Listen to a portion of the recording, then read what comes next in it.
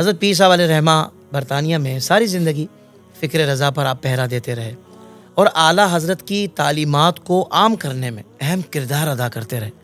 اب آپ ان کے جانشین ہیں اور اس پرفتن دور میں آپ پیر صاحب علیہ رحمہ کے مشن کو کیسے آگے بڑھائیں گے حضرت؟ یہ تو آپ ہی بتائیں گے.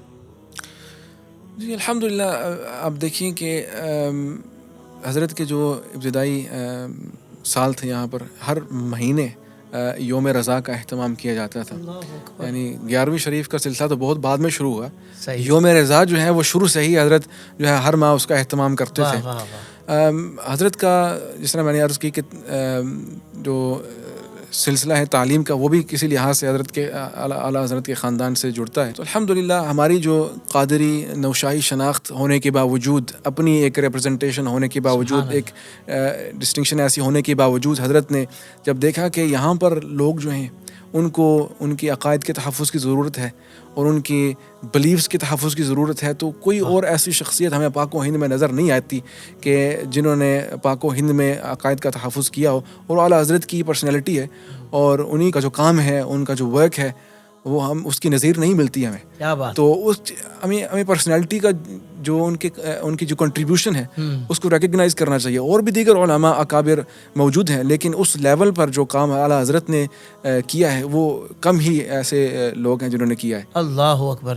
یعنی سید اعلیٰ حضرت نے جن اصولوں پر کام کر کے حضرت ہمیں دے دیا، اب صرف ان کی تشریحات شروحات کے لیے ہمیں کئی مطلب بڑی بڑی ٹیمیں چاہیے ہوتی ہیں. جو ایک بندے نے کام کر دیا تو واقعی ان کے کام کو اپریشیٹ کرنا، اور فی زمانہ انہوں نے جتنی آسانی ہم عوام کے لیے کر دی، تو یقیناً ہم سید اعلیٰ حضرت کو خراج عقیدت پیش کرتے ہیں. اس میں سمجھتا ہوں کہ حضرت کی جو تصانیف اور دیگر آپ کا جو لٹریری ورک ہے اس کی انگلش میں ٹرانسلیشن اور عربک میں ٹرانسلیشن بہت ضروری ہے، کیونکہ ہمارا کچھ رابطہ عرب ممالک سے اور عرب علماء سے بھی ہے.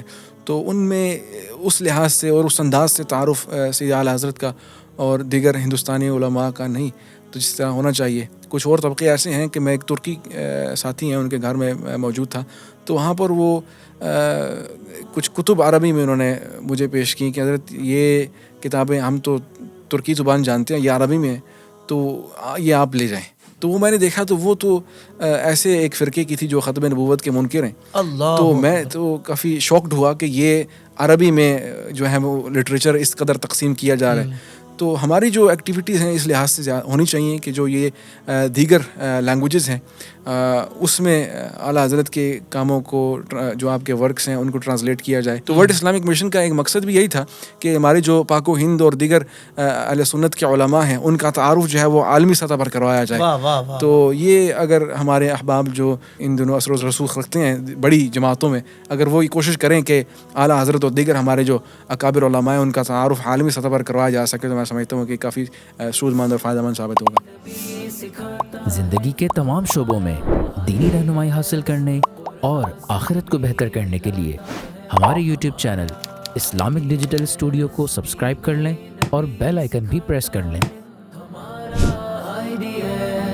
قرآن سے بھی ملاتا ہے ہمارا